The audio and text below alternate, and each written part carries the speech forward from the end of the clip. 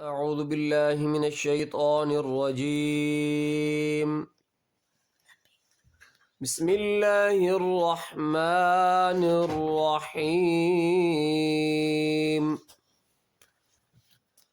والتين والزيتون وطور سينين وهذا البلد الأمين.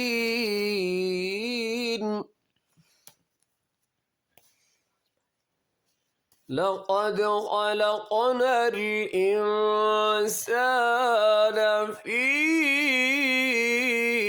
أحسن تقويم.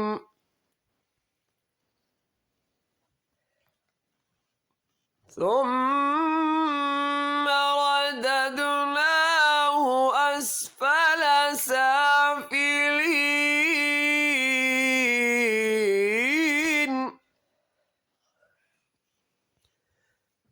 إلا الذين آمنوا وعملوا الصالحات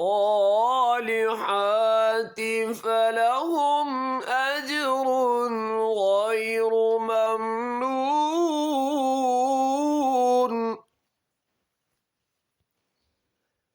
فما يكذبك بعد بالدين؟ أليس الله بأحكم الحاكمين؟